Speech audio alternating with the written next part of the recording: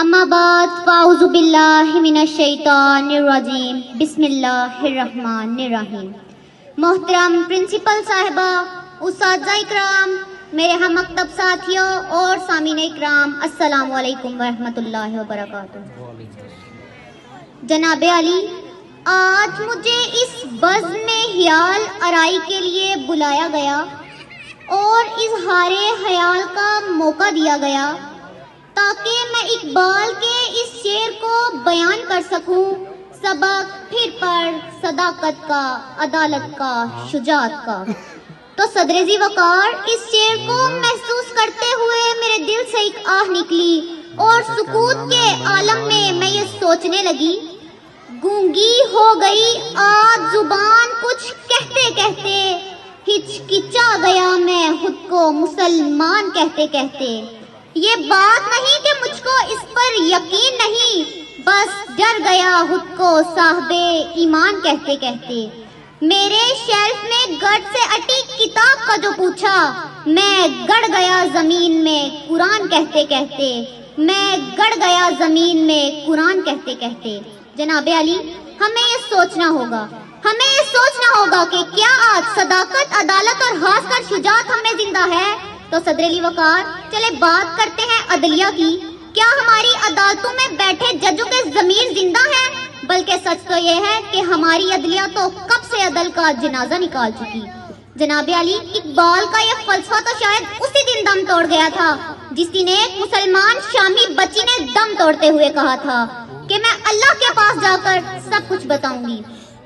جس دن ایک مسلمان شامی بچی نے بھوک سے نڈھال ہو کر کہا تھا کہ یا اللہ تم مجھ سے میری زندگی چھین لے تاکہ میں جنت میں کھانا کھا سکوں۔ حیران ہوں کہ دل کو روؤں یا پیٹوں جگر کو میں، حیران ہوں کہ دل کو روؤں یا پیٹوں جگر کو میں، مقدول ہو تو ساتھ رکھوں نوحہ گھر کو میں۔ جناب علی، آج ہم مسجدوں کے لیے سر کٹانے کے لیے تو تیار ہیں، لیکن مسجدوں میں جانے کے لیے تیار نہیں۔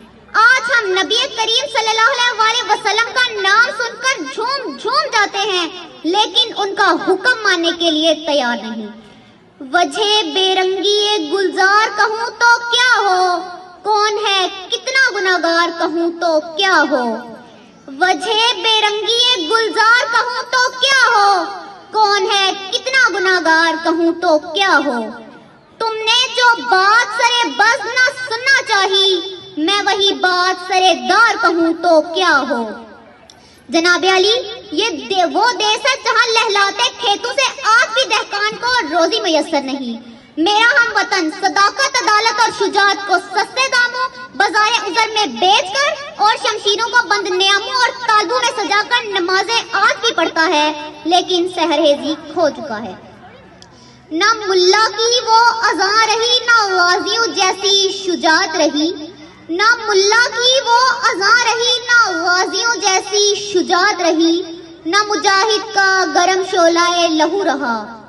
عقابی شاں سے جو جھپٹے تھے بے بالوں پر نکلے، ستارے شام کے ہونے شفق میں ڈوب کر نکلے، ہوئے مدفون دریا زیرے دریا تیرنے والے، تماچے موج کے کھاتے تھے جو بن کر گوہر نکلے۔ جناب علی، اب ہمیں اقبال کے فرمان صداقت، عدالت اور شجاعت کو اپنانا ہوگا تاکہ ہم شان سے سر اٹھا کر جی سکیں۔ ہمیں کامیابی کے لیے خوابوں کی نہیں تعبیر کی ضرورت ہے، راستوں کی نہیں منزل کی ضرورت ہے۔ ہمیں معاشرے میں سے غربت کو ختم کرنے کے لیے حیرات کی نہیں بلکہ عدل و انصاف کی ضرورت ہے۔ جناب علی، ہمیں ارادوں کی نہیں بلکہ یقین محکم اور عمل فہم کی ضرورت ہے۔